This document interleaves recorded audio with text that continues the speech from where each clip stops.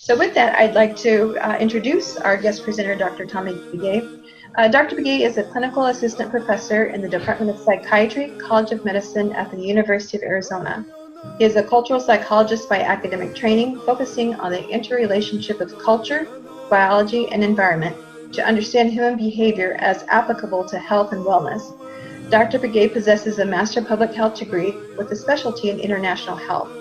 His research interests include Native American health, especially in relation to the impact of historical trauma and the subsequent evolution of intergenerational maladaptive coping behaviors that contribute to the disproportionately high rates of stress-related chronic diseases, cancer, interpersonal violence, accidents, substance abuse, and addiction, all major contributing factors to the contemporary health and wellness of American Indian and Alaskan Natives. So with that, I would like to turn this over to our guest presenter today, Dr. Tommy Begay. Thank you, Dara. Good afternoon. I want to share with you sort of my perspective and what really sort of motivates me, or what got me started in research. Tommy Begay. Good afternoon. I am Tommy Begay. I'm from the Navajo Nation. I am of the Mud Clan, or the Earth Clan, Haudenosaunee. And my father is of the Totochini clan from Black Mesa. And I'm originally from a place called Sawmill, which is about 14 miles north of Fort Defiance, which is about 6 miles north of Window Rock, Arizona. That's where I call home. That's where I grew up. And for the most part, that's has contributed to my worldview. And I would like to spend some time this afternoon discussing that. As indicated, I am a clinical assistant professor in the Department of Psychiatry, the College of Medicine at the University of Arizona. I'm a faculty affiliate in the Social, Cognitive, and Affective Neuroscience Laboratory, also part of the Department of Psychiatry. And I'm also associated with the Sleep and Health Research Program, also of the Department of Psychiatry. I want to kind of take some time to sort of explain what these concepts of sacred wisdom as well as psychosocial health. Sacred wisdom I refer to as sort of our indigenous philosophies, and even to get a little more specific, our spiritual philosophies. And for me, as a scientist, as a person that looks at natural phenomenon, I'd like to look at I like to see these processes in terms of energy, in terms of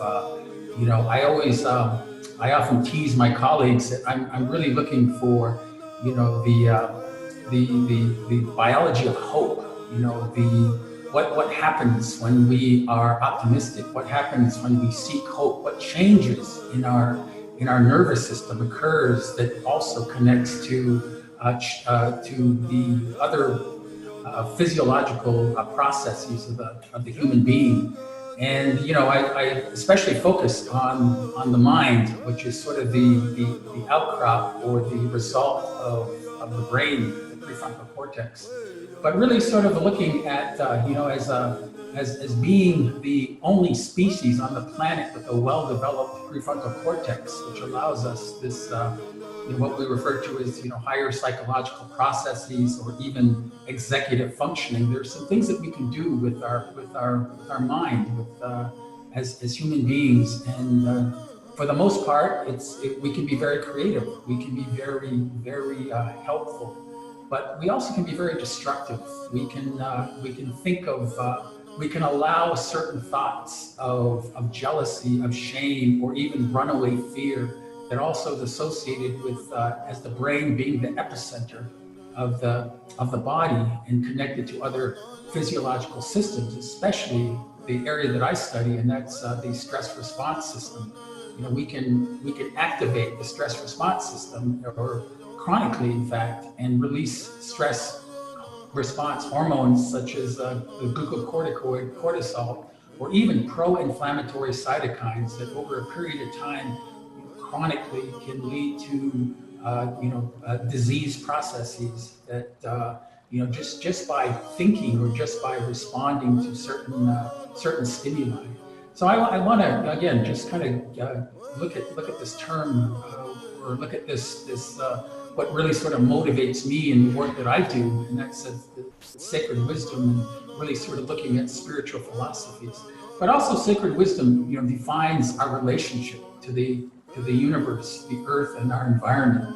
And what I mean by that is that in certain of our philosophies, like let's just say that the net, we speak of the holy ones, the holy people, and so that in my mind, represents the beings of perfection, and how we were constantly moving towards that, which really sort of defines the blessing way, the beauty way. It's an attitude that we carry. It's a way that we see the world. It's our worldview, which also grounds us in our behavior to Earth and how we relate with our environment. And I use the term environment very loosely. I'm referring to our physical environment, the four cardinal directions, and for the Diné, it's also the four sacred mountains. But also it's our social environment, our relationships to our loved ones, our relationships to other individuals, our social bonds with other human beings. But also, again, it's our relationship with all entities, with everything it's associated with our mother Earth. And so it comes with a way that we interrelate with these organisms. It comes with the way that we see the world and how we respond. And how we respond really comes with consequences, as well as a responsibility.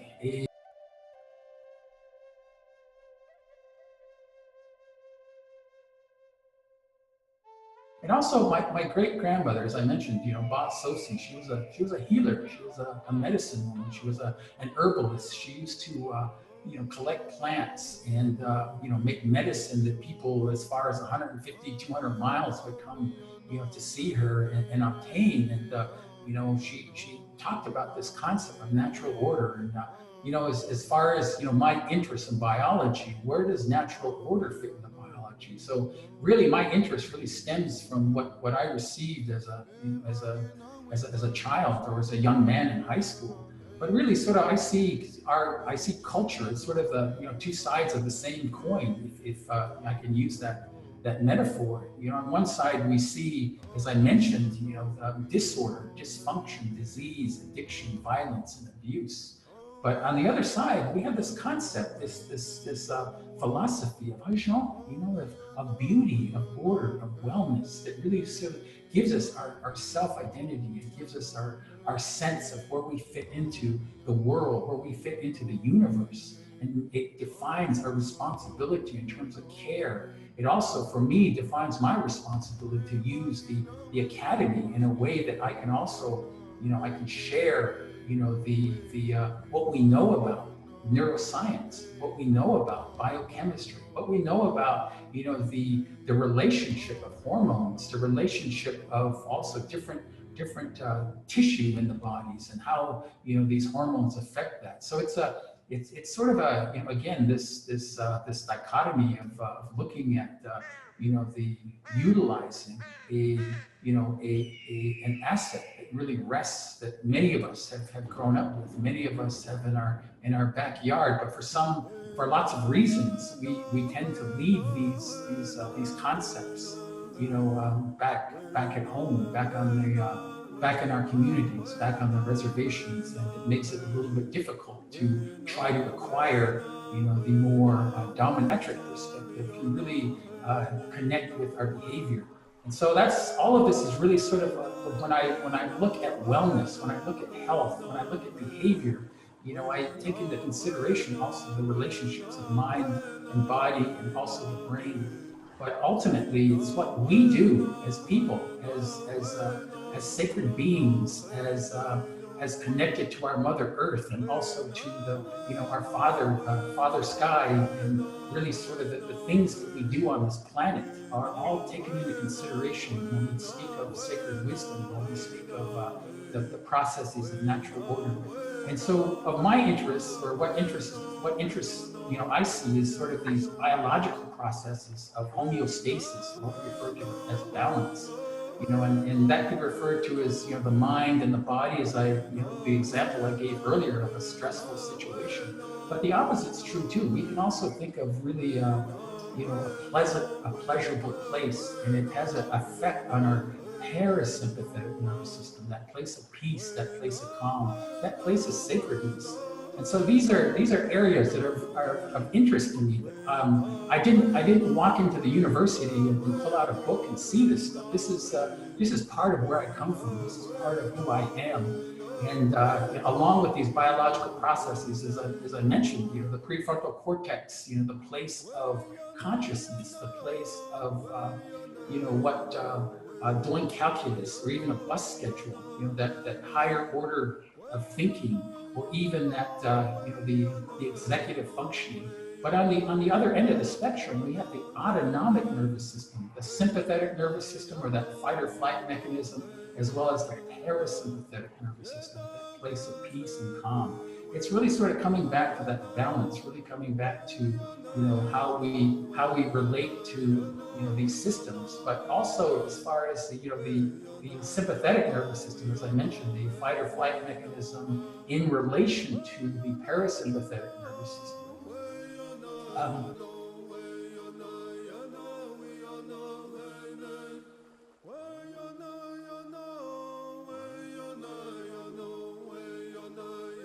This is my uncle, Frank Todicini. He's a Navajo code talker. He's a very gentle man. When he shakes your hand, it's really a light shake. He connects with you. He's a very gentle person. This is an appropriate picture, by the way, because he has his grandson with him. But one time he told a story of how he received, or his unit in the war, they received intel of this hut that was supposed to have the enemy, or contain the Japanese, the warriors, and so they put their bayonets on, and as soon as it got dark, they charged that hut. And it turns out there were women and children that were killed. And so this man, has to negotiate, from a psychological perspective, has to negotiate that. And how does he do that on a regular basis? How does his belief system, allow him to move through these very traumatic, or these very tough times? And this is, was really of great interest, for me. And we have, our indigenous cultures, this spiritual philosophy, this way of dealing with life as warriors. And I don't mean warrior in terms of waging war. I mean dealing with everything that comes at us in a beauty way, in a blessing way, with courage, with strength, with resilience. Something happened to that. This was part of a way of living. And again, this is for another talk for another time. How does historical trauma, how did that interfere? And I'm talking about the impact of boarding schools, the impact of putting indigenous Native American people in prison camps that eventually became reservations. And what happened to these people? What happened to their hope? What happened to the way they raised children? What happened to the way they interacted with each other? And how did that depression, or that negativity, affect their health, affect their culture, in terms of what children learn to do and begin to also utilize in their livelihood? Where is violence in that? Where is manipulation instead of thinking about things and acting out on how we think about things? That blessing way, that beauty way. What happened to all of that way of being? And so that's sort of where for me, the interjection of historical trauma. But Tommy, that happened decades ago, generations ago. Why are we still talking about it in 2018? Well, it's morphed into intergenerational trauma now. How our behaviors affect the nervous system, how the nervous system affects, individuals. and how that culture or that way of life gets passed on, so that now it's just taken for granted. We don't question that. We just do. We continue to do these things. Where are the self-healing mechanisms that are associated with traditional medicine? Maybe they were lost because of the boarding school system. Maybe they were lost in these ways of trauma, of being, decades ago, of being in these places that we couldn't grow the crops. We couldn't hunt. We couldn't do a lot of things that sustained us. Our relationship, to the animals, to life, to other life forms, got augmented, got changed. So that, again, these are concepts that are based upon, a sacred wisdom, or a natural order, as my great grandmother. And she didn't speak any English. She defined these systems in Navajo. This is to her worldview. This is the way she saw things. And so I just, again, we're getting to the end of this talk or this presentation, but it really sort of forms the basis. These are Diné warriors. These are the individuals that survived in these ways. And so strength and resilience, flows through us. This is part of who we are. This gives us our identity. It holds our place in the universe. And there's you hear this in the elders, not to give up, to defend the sacred, to stand up to the sacred with the arrowhead. You don't give in to fear. So it's again sort of looking at human integrity. Where do we get that courage from? I also heard stories from a lot of the elders, of how they used to ride through enemy territory, but they didn't sneak around and hide. They'd sing prayer songs with their drum as they're on the horse. They would ride through, It's almost like the equivalent, in my perspective, of, come on, bring it on. We have the strength. We're doing the right thing. We're doing what we need to do. And so it's connecting with that power, our own personal power, our own personal medicine. And we hold our own medicine. Picture when I was in high school, the skills I acquired, are really sort of the basis of my management and leadership styles today. As being a captain, understanding the game, you got to understand the rules and the strategies. You're almost that coach. I'm using the H, but be the coach on the field. But you also kind of have to really, emphasize and generate emotion, generate hope, generate, the best out of your players. You don't do that by getting angry with them. You do that by saying, come on, guys, we can do this. We can get out of this situation. So it's really sort of that cheerleader also on the field. It really sort of supplies that hope. Even when you're down 45, I've been in situations where we're down 45-7 and we come up on, we either come up winning or we get pretty close. But it's because of the emotion also tied into the strategies. But the most important thing I've learned in this era of my life is you have to be the one to do it. You have to be the leader. You lead by example with your children, with in your communities, in your ways, and a concept foreign like science or research. We need to utilize our own medicine, utilize our own perspectives to use these tools to make a change back in our homes, back in our families. And this is really sort of that, when I'm talking about energy, this is a diagram that I'm working on in terms of a publication. But the sacred, I have number one. This kind of works in the sequence, but it's that what I consider. I'm a very I use metaphors and analogies, but it's that light and that warmth that we feel. We all have that sensation. We also know when it's cold and dark, and more associated with lifelessness or death. We know those things. And the light and the warmth, represents that sacredness, that doing the right thing, being on the good side of action or activity. But really sort of the connection is through number two, philosophy, our belief system, that really sort of equates to human integrity. And that's an ideal state. And I want to kind of point, as far as behavior is concerned, there's, from this perspective, there's that ideal state.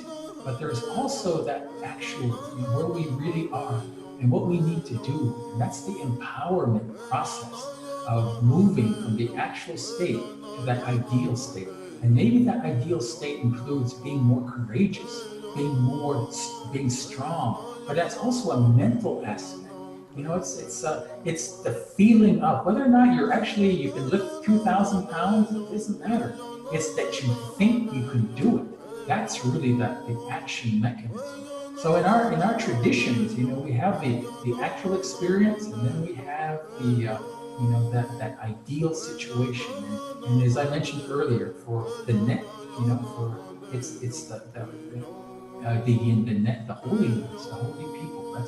That's our relationship. So but ultimately, this runs through the individual, as I've tried to point out here with self, in the four components. And this is really what defines psychosocial health for me. We have to take into consideration the spiritual, or what we believe in, this philosophy, and also there's the physical, the mental, and the emotional aspect.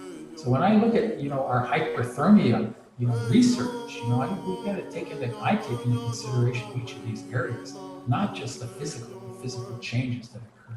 But we also take into consideration, or as part of this system, these are the four sacred mountains to Dene, but it really represents the environment, the physical and social environment, the four cardinal directions: north, or east, south, west, and north, and sort of how everything moves in a clockwise process. It really defines our sacredness, our relationship again. But ultimately, this is how I look at behavioral health. This is how I look at disease processes because of unresolved pain, unresolved fear, unresolved shame that lends to some maladaptive behavior. So all of these processes, as far as healing or as part of self-empowerment, need to be taken into consideration. And with that, I think I'll leave it there.